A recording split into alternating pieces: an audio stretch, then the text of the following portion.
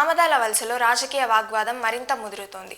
YCP in-charge Chintada రవికుమార్పై MLA Koona Ravikumar చేసిన వ్యాఖ్యలపై చింతాడ రవి ఘాటుగా స్పందించారు.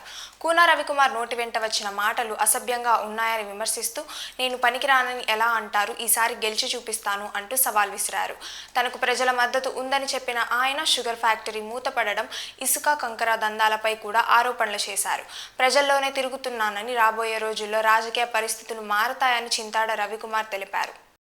ఈ మీడియా సమావేశంలో పాల్గొన్నటువంటి వివిధ స్థాయిల్లో ఉన్నటువంటి మా పార్టీ నాయకులందరికీ కూడా హృదయపూర్వకమైనటువంటి నమస్కారాలు తెలియజేస్తూ, ఈరోజు ఈ మీడియా సమావేశం ఏర్పాటు చేయడానికి గల ప్రధానమైనటువంటి కారణం, 3 రోజుల క్రితం తెలుగుదేశం పార్టీ ఆవిర్భావ దినోత్సవం ఒకటి ఆమదాల వలస నియోజకవర్గంలో కోన రవికుమార్ గారి ఆధ్వర్యంలో జరిగింది. ఆ మీటింగ్లో కోన రవికుమార్ గారు మా పార్టీ మీద, మా అధినాయకుడి మీద, మా పార్టీ కార్యకర్తల మీద, నా మీద అనుచితమైనటువంటి వ్యాఖ్యలు. ఎలాంటి వ్యాఖ్యలు అంటే, ఎవరైనా విన్నా కానీ అసహ్యంగా, ఇంకా కొన్ని చెప్పలేకపోతున్నా కూడా అలాంటి అసహ్యకరమైనటువంటి మాటలు కొన్ని ఉన్నాయన్నమాట. ఎగ్జాంపుల్ మీకు చెప్తాను. ఏమన్నాడంటే, టీడీపీలో ఉన్నటువంటి మా కార్యకర్త కాలిగోటికి కూడా సరిపోవు, నా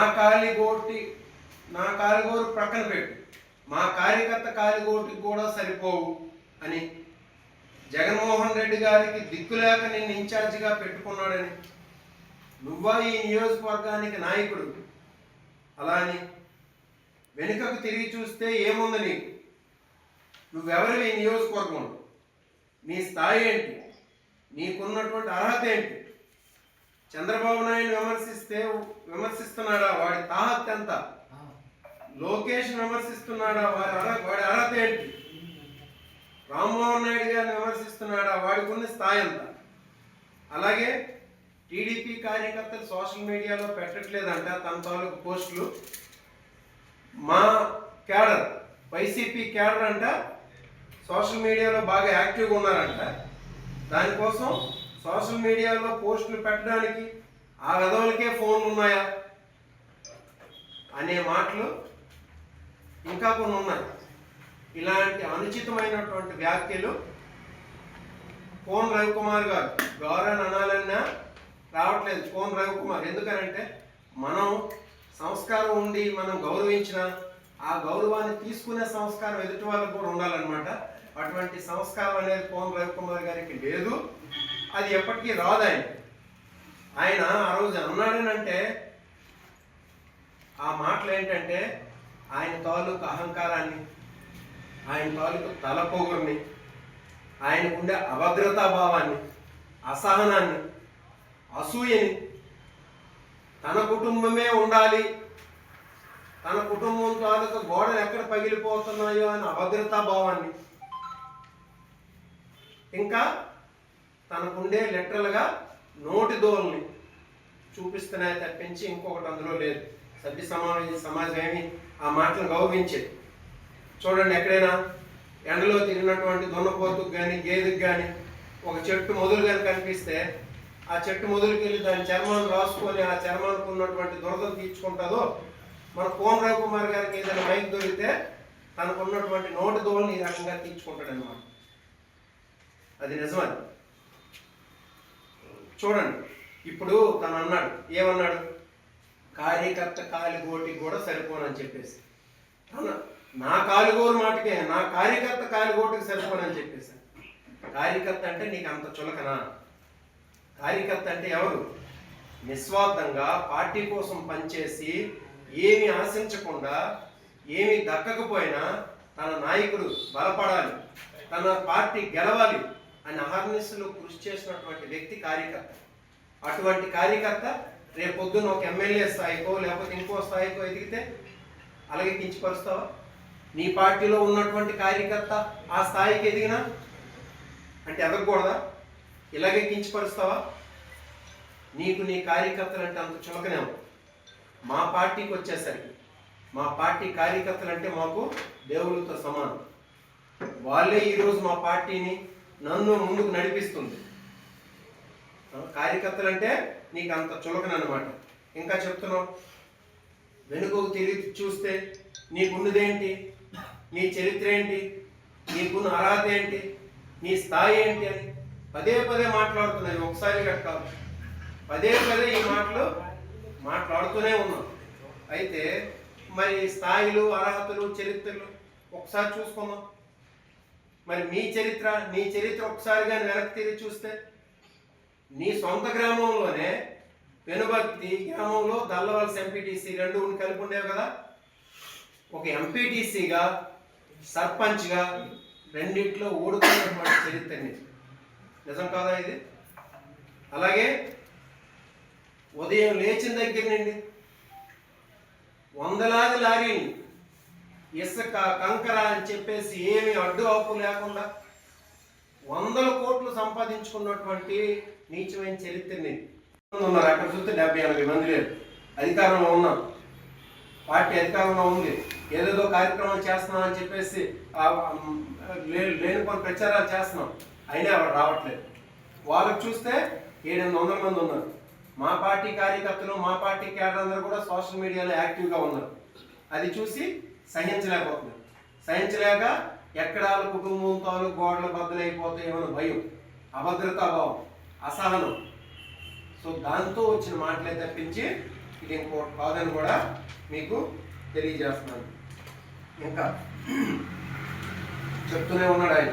ఏది ఇంకా అన్నాడు ఒకటి, చంద్రబాబు నాయుడిని తిట్టడానికి నీకున్న తాహత ఏంటి, లోకేష్ని తిట్టడానికి నీకున్న అర్హత ఏంటి, రామ్మోహన్ నాయుడు గారిని తిట్టడానికి నీకున్న అర్హత ఏంటి?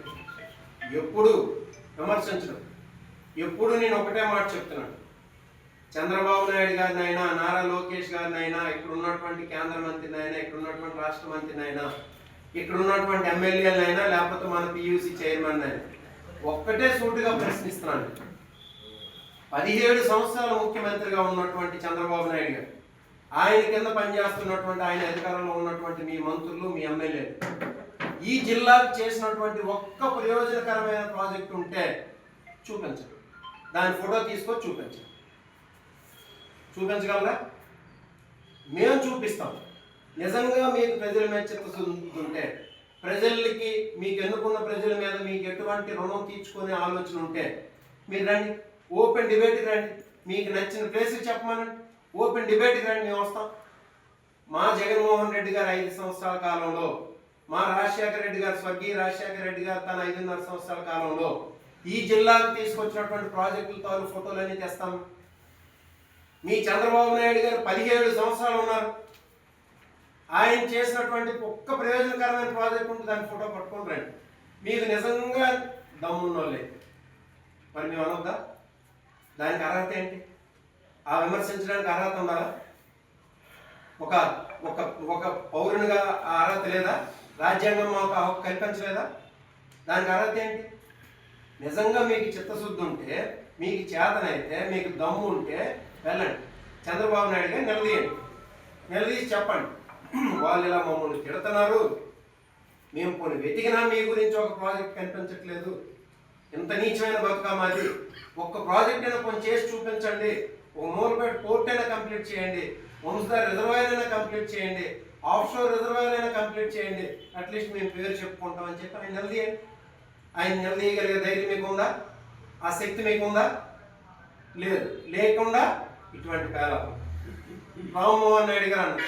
రామ్మోహన్ నాయుడు గారి తాలూకా శక్తి, ఆయన తాలూకా సమర్థత అంది ఈ ప్రపంచం అంతా మనం చూసింది. ఇందుకో వ్యవహారంతో నేను విమర్శించడం ఏంటండి, ఇలాగ ప్రయాణిస్తున్నటువంటి సాధారణమైన ప్రతి పౌరుడు కూడా ఆ రోజు రామ్మోహన్ నాయుడు గారు దుమ్మెత్తి పోసి నువ్వు ఒక అసమర్థ మంత్రివి, నువ్వు రీల్స్ మంత్రివి అని చెప్పేసి విమర్శించడం జరిగింది. ఇది నిజం కాదా? మరి దాన్ని విమర్శించడానికి స్థాయి ఏంటి? ఎప్పుడు స్థాయి, అర్హత, తాహత్తు అవి అనడానికి బాగానే ఉంటాయి, మీ నోటు దోలను తీర్చుకోవడానికి బాగానే ఉంటాయి మాటలు, కానీ సభ్య సమాజం దాన్ని హర్షించదని చెప్పేసి తెలియజేస్తాం. ఇంకా ప్రతిసారి నీవు మళ్ళీ అంటావు కదా, నీ అర్హత ఏంటి, నీ స్థాయి ఏంటి అని చెప్పేసి. నేను ప్రతి సందర్భంలోనూ చెప్తున్నాను, ప్రతి సభలోనూ చెప్తున్నాను, నేను ఒక సామాన్యుననే చెప్తున్నాను. నేను మా తండ్రి ఒక టీచర్ అని చెప్తున్నాను. నేనేం దాచించలేదే, మీలాగా లేని తీసుకొచ్చి చెప్పట్లేదే. ఒక టీచర్ మా నాన్న మమ్మల్ని చదివించారు, ఓ చదువుకున్నా అని చెప్తున్నాను, సామాన్యుని అని చెప్తున్నాను. సామాన్యం మా కార్యకర్తలు ఎలాగా నేను అలాగే అంటున్నాను. ఇంకా మన నియోజకవర్గంలో 95% ప్రజలు ఏ జీవనం అయితే గడుపుతున్నారో అటువంటి జీవనమే నేను గడుపుతున్నానని చెప్తున్నాను. అయితే మీరు రాకూడదా? ఒక సామాన్యమైన వ్యక్తి ముందుకు రాకూడదా? ప్రజలకు సేవ చేద్దామని చెప్పేసి ముందుకు వస్తే తప్ప. ఈ నియోజకవర్గానికి ఇన్ఛార్జిగా వచ్చిన తర్వాత ఈ సంవత్సరంన్నర కాలం నుండి ఏ ఒక్కరోజు కూడా సరిగ్గా నిద్రపోకుండా ప్రజల మధ్యనే ఉంటూ ప్రజల్లోకే వెళ్తూ ఉదయం లేచి నుండి సాయంత్రం వరకు ఈ ప్రజల తాలూకు కష్టాలు తెలుసుకొని, ఈ ప్రజలు మా కార్యకర్తల తాలూకు కష్టాలు తెలుసుకొని ఈ ప్రజలకి రేపు పొద్దున్న ఎలా సాయం చేయాలి, ఈ నియోజకవర్గాన్ని ఎలా అభివృద్ధి చేయాలి, ఇక్కడ ఉన్నటువంటి యువతకి ఎలా ఉపాధి కల్పించాలి అనే ఆలోచనతో రేపు పొద్దున్న మా జగన్మోహన్ రెడ్డి గారు అధికారంలోకి వచ్చిన తర్వాత ఈ నియోజకవర్గానికి సేవ చేద్దామన్న ఆలోచనతో ఉంటే అది ఉండకూడదా? అది తప్ప? చెప్పండి. టీడీపీ కార్యకర్తలే చెప్పండి. మీ నాయకుడికి మీ మీద ఉన్నటువంటి అహంకారం, మీ మీద ఉన్నటువంటి భావన ఆలోచించి చెప్పండి. కాబట్టి ఇంకా ఇలాంటి మాటలు అనేవి సభ్య సమాజం హర్షించదని కూడా మీకు చెప్తున్నాను. అయితే ఇంకా చెప్తున్నాను, మీరు ఎన్ని విమర్శించినా మా కార్యకర్తల బలంతో ఇక్కడ ఉన్నటువంటి ప్రజలు నమ్ముకొని మా జగన్మోహన్ రెడ్డి గారి ఆశీస్సులతో మేము ముందుకు వెళ్తూనే ఉంటాం. మీ తాలూకు తిట్లే మాకు ఆశీస్సులు అవుతాయి. మీ తాలూకా ఏవి లేనిపోని విమర్శలే మాకు ప్రజల నుండి వచ్చినటువంటి దీవెనలు అవుతాయి. అది రేపు చూస్తారు.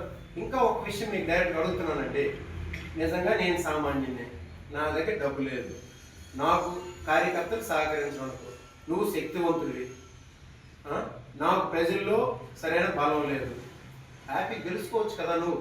నీకెందుకు అంత ఏది అసహనం? గెలుచుకో. ఇప్పుడు నాలాంటి మీరు భావిస్తున్నట్టు నాకు ఇలాంటి సమర్థతలు లేవని మీరు భావిస్తుంటే హ్యాపీ గెలుచుకో, పోటీ చేసుకొని. నీకెందుకు ఎంత అక్కసు? ఎందుకెంత అసూయ? ఎందుకెంత బాధపడిపోతున్నావు? ఓటుకి 5,000 రూపాయలు నేను ఇస్తాను, ఎలా నా ముందు నిల్చుంటుందని చెప్పేసి మాట్లాడుతున్నావే. ఇస్తావు. నువ్వు ఎందుకు? ఉదయం లేచి నుండి ఇసుకని కంకర్ని నీ ఇష్టం వచ్చినట్టు తింటున్నావు కదా.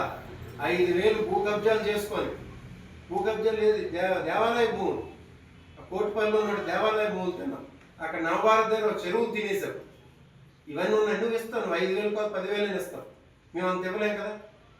సో అవన్నీ లేవు. నువ్వు హ్యాపీగా అవన్నీ ఇచ్చి గెలుసుకో. 5,000 రూపాయలు ఓటు ఇచ్చి గెలుసుకో. మాకు కార్యకర్తలు బలం లేదు, మాకు ప్రజల్లో బలం లేదు, నేను సామాన్యుని, మీ కార్యకర్త ఓటుకు కూడా సరిపోను. నీకెందుకు అంత బాధ? నీకెందుకు అంత అభద్రత?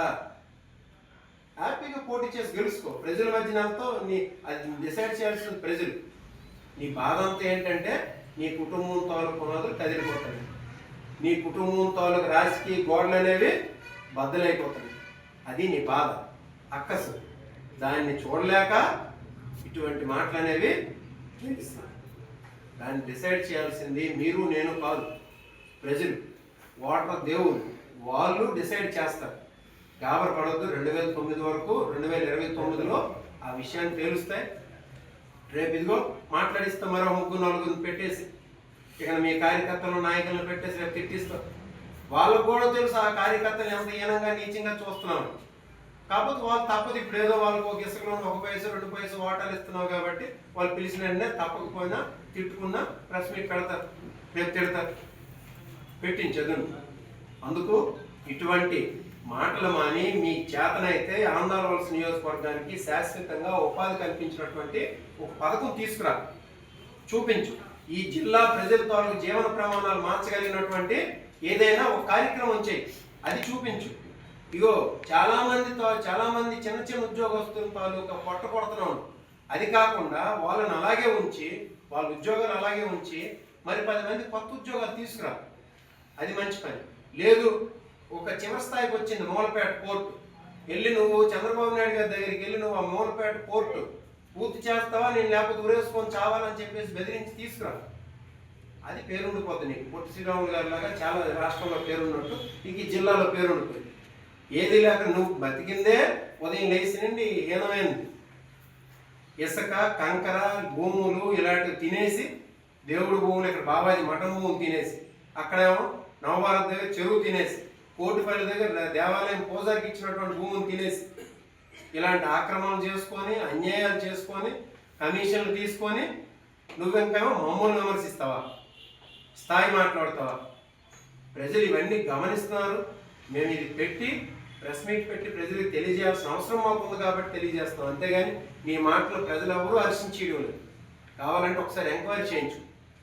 ప్రజలందరూ ఇది గమనించాలని, విజ్ఞతతో ఆలోచించాలని చెప్పేసి, సందర్భం వచ్చినప్పుడు తగిన బుద్ధి చెప్పాలని చెప్పేసి వినయపూర్వకంగా మీ ద్వారా ప్రజలను తెలియజేసుకుంటూ సెలవు.